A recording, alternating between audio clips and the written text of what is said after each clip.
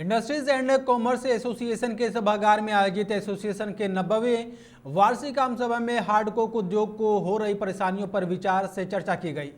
अध्यक्ष बीएन सिंह ने आम सभा को संबोधित करते हुए कहा कि राष्ट्रीय परिदृश्य का जहां तक सवाल है तो हमारी चुनौतियां बढ़ रही है। हमारा उद्योग आज गंभीर संकट से गुजर रहा है। उभरने की प्रक्रिया में एक बड़ी बाधा कोल इंडिया और भारत कोकिंग कोल लिमिटेड नीतियां हैं। यह हमारे कच्चे माल की आपूर्ति करता है, लेकिन इनकी नीति और नजरिया दोनों अलग है, जो उद्योग जगत के लिए काफी चिंता का विषय है। वहीं कोयला मंत्रालय उन्हीं के पक्ष में है। कोयला वितरण नीति दिनों दिन हमारे लिए हानिकारक होती जा रही है।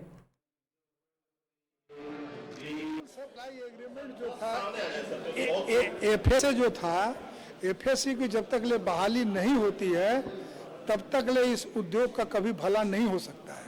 ऑक्शन और नीलामी प्रक्रिया में बहाल होकर के सतत रूप से चलने वाला उद्योग कैसे सक्सेस हो सकता है, सबसे महत्वपूर्ण सवाल ये है। और उस नीलामी में वो लोग शामिल हैं जिनको 150 टन कोयला चाहिए, उनके लिए ईंधन है, फ्यूल है, और हमारे लिए रॉ मटेरियल है।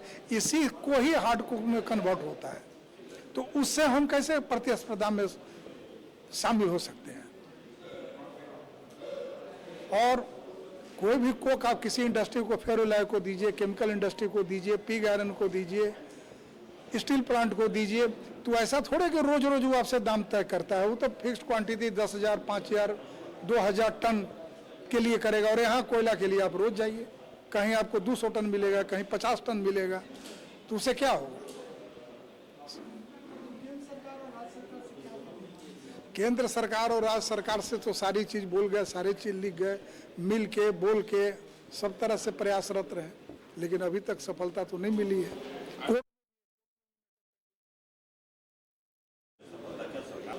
ग्रीन कोक तो बता ही दिया आप लोगों को कि ग्रीन कोक में क्या है, कि कोक को सस्ता कैसे किया जाए और 100% पोल्यूशन मुक्त कैसे किया जाए।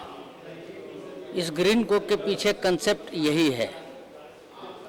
तो इस ग्रीन कोक को कंसेप्ट में बदलने के लिए, असलियत में बदलने के लिए इसमें 4-5 चीज़ जो हमने कहा अपने भाषण में, वो 4-5 चीज़ इम्प्लीमेंट करना होगा, तभी जा कर के होगा।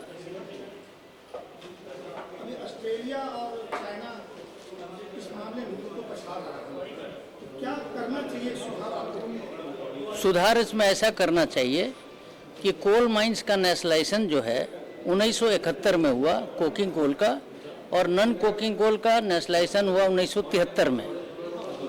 1971 में उस समय हम लोग 40 मिलियन टन कोयला स्टील बनाते थे, अर्थात 40 मिलियन टन कोक चाहिए था, अर्थात 60 मिलियन टन हम लोग कोकिंग कोल प्रोड्यूस करते थे।